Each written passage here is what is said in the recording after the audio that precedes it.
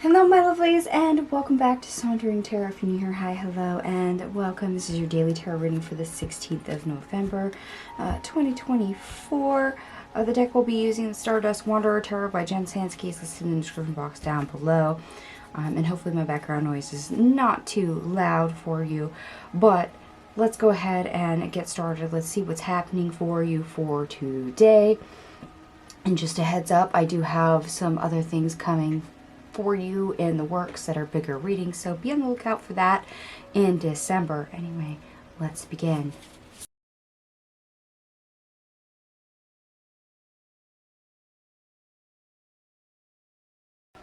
Alright, my lovelies, I'm back. All your cards are on the table. We have 1 ace, 3 major arcana, which is actually a fair amount given the amount of cards we have on the table. We also have 1 synchronicity showing up for you. We have 10, 10, 10. So you may be noticing that synchronicity throughout the day may show up in some format. Anyway, best part of your day, we start off with the Tower. Try not to cringe. The Page of Cups in the reverse. And then we have the 10 of Cups. Okay. Yeah, the best thing you can do for yourself is anytime you come up across a bad situation, a nasty attitude with a person, or maybe your own attitude is sour, maybe things are just not going right, is to change that. To know that you can change that. And it's best to change that. Things will go a lot better, look a little bit brighter, better for your overall well-being, for your mental and emotional attitude, to do so. Okay. So maybe we're dealing with naysayers. Maybe we're dealing with those that are just whining. Maybe somebody's being dramatic and catastrophizing something. And let's face it, some of us can get a little annoying when that happens. And of course, tower movements being what they are, sometimes things go wrong. And we do get feelings when things go wrong. But knowing that we can change how we feel about something is kind of empowering. It's just whether or not we recognize that, acknowledge that, and then hopefully do something about it. Because it's one thing to know something, and then one thing to know it and to do something about it. So we're going to keep on going. We're going to see what else is here. Worst part of your day, we have the 10 of Pentacles. The Ace of Cups in the reverse. And the 7 of Swords in the reverse. Yeah. Not only for your health, your own well-being, but getting stuff done is rather difficult when the environment or the attitudes of yourself or the people around you have soured. When things are difficult that way, when conflict starts to happen or annoyances start to happen, it can be really hard to stay in that situation. It's no longer comfortable. It's no longer conducive to a healthy environment. It's no longer conducive to a productive environment. It makes it really difficult to sit there and stay in that situation around those people and pretend like everything's okay, to pretend like it's acceptable, to focus and concentrate and get stuff done. Okay. So don't be surprised if you get thrown a curveball at some point, because it sounds like it's actually coming in some format. And it could be big, it could be small.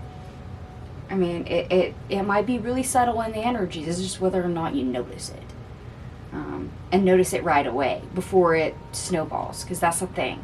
Even if it's not just sharp immediately and it gets your attention and you obviously know it's there, sometimes it's just the small little nuances, and it snowballs and it escalates so quickly or so badly that you're like, where did that come from? And it's really hard for you to identify the source of what's wrong with that coworker.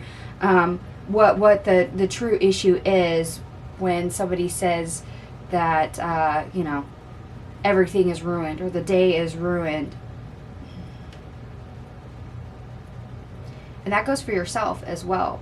If you notice one thing that irritates you, you know, if you have a little pet peeve moment, and it may not seem that big, it might be more prudent to, you know, speak up and be like, hey, don't do that again, please. This is why, rather than bottling it up, and then all of a sudden exploding at your coworker because you're unhappy and you forgot to tell them that you don't like that and they're not in the know. See, that's where changing your own perspective, your own attitude about it is a little bit healthier, because if we change our attitude from the get-go, at the root, the heart of the matter, then it doesn't escalate. It doesn't become worse later, and then we won't say or do something that we can't take back. All right. That was a lot to unpack right there, but apparently somebody needed to hear that. So we're going to get into our obstacle, or how to get over our obstacle. We start off with the Star in the reverse. The Two of Wands in the reverse. The Six of Swords in the reverse. The Emperor. The Two of Pentacles in the reverse. The Seven of Pentacles in the reverse. The Six of Wands in the reverse. The Eight of Wands. And the Ten of Wands in the reverse. Yeah, exactly that. When a person or environment is very uncomfortable, it's unhealthy, it's starting to get untoxic, and before you let it escalate into a situation that you cannot fix, it's best not to delay. And you may not feel like you can change things, or that you can move away from the situation. However, you do hold some sovereignty over how this goes. It's not just your words and actions happening here. It's also other people. And as much as you can't control what other people say and do, you have full control over what you say and do. So yes, you do have control, even though it may not feel like it. So that's a good reminder for you. So when a situation is falling apart, we are de-escalating, we are de-evolving, we're not being conducive to a healthy workplace, we're not being you know, somebody who uses our higher self, the whole thing starts to go downhill very fast. So when you start to notice the signs about an issue, especially if it's you know, from somebody else, if you don't have, how do I want to word that, the fortitude to ask them what is wrong, this is where making it not your problem and making it easier on yourself and literally move on. In other words, step away, go someplace else, might be more prudent. For those of you that are a little bit braver, that means asking. Literally, it wants. Ask them directly. Be like, hey, you know, you seem a little cranky this morning. What gives? Did you not get any sleep last night? You know, that kind of thing. Be nice, be honest, you know, bring it to their attention and see what happens. That way you get to the root of the issue. And maybe in a roundabout way, but it will come to the surface. Now, if this is you and you realize, oh, I'm the one being a little shit to everyone around me, and even if you can't move on from that attitude, you can at least remove yourself from the equation. Remember, this goes both ways, whether it's you or the other person. You can move out of the way. You can stop being the problem for everyone else by removing yourself. That way, other people don't have to take you on as a burden, as a responsibility, as something there that is causing conflict and friction. And that will de-escalate the situation. Why? Because you removed one of the variables. And if you're the one that is embodying a negative vibration, let's put it that way, then automatically when you leave, the vibration goes back up. Or naturally, that is the course it should take. It should alleviate the vibration you are containing and were probably maybe even letting out onto others, even unknowingly. Okay. So this is a day when you have to mind yourself. And I don't mean that automatically means you're the problem. No, this can be other people. But minding yourself is a responsible thing that we all do. It's part of our self-policing. It's part of our self-awareness.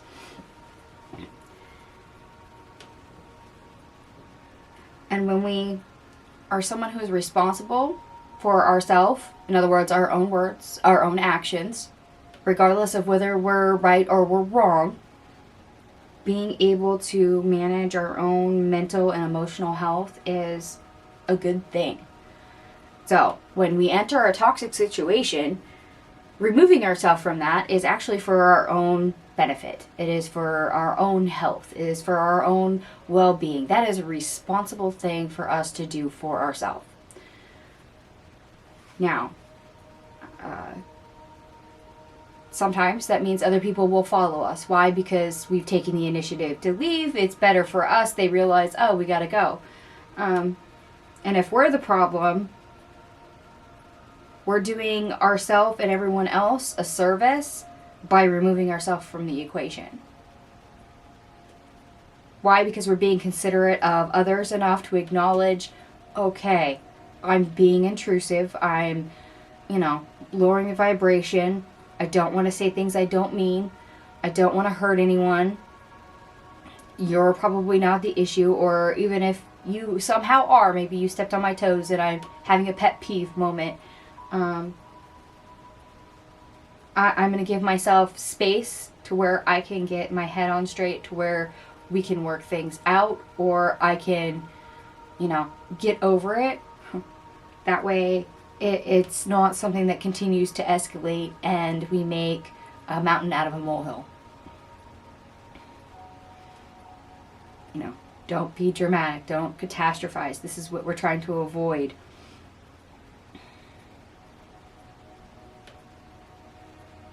Okay.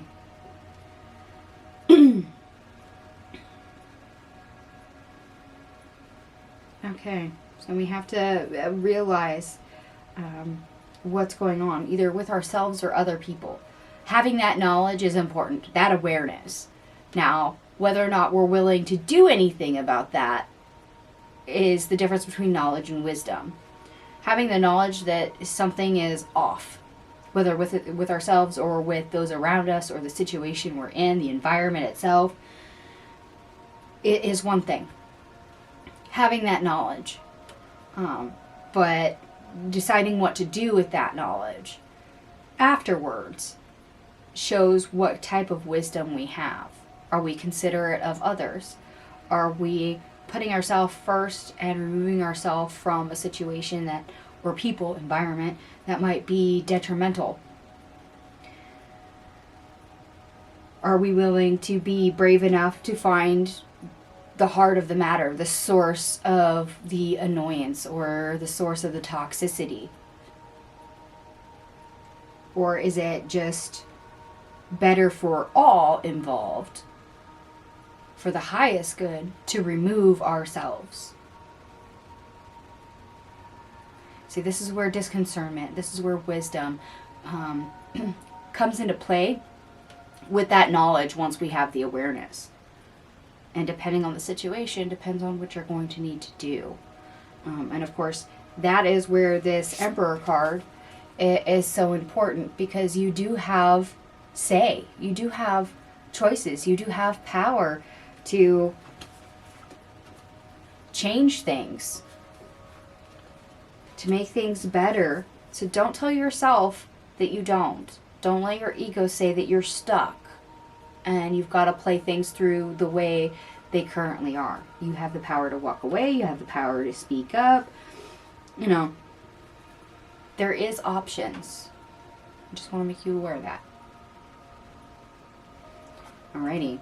Now, I did add up all your cards. Everything here adds up to 107. And in my current numerology, that reduces to 8. And that is knowledge and data itself. This is where that self-awareness comes in. Having the knowledge of what's going on. And maybe even getting to the heart of the matter, or knowing that one of you may need to remove themselves. It's better for you, it's better for the group, it's better for the other person, whichever way that applies. Knowledge versus wisdom. Awareness, knowledge, having data, wisdom, taking that knowledge and doing something with it. Hopefully something that is actually wise and for the betterment or highest good of all. Now, for those of you that do like the astrology, the Sun in Scorpio is opposite Uranus and Taurus. Yes, this is where restless energy is, and not your friend and not your ally.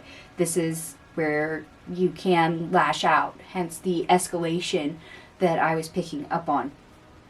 Because if somebody's restless, if somebody's edgy,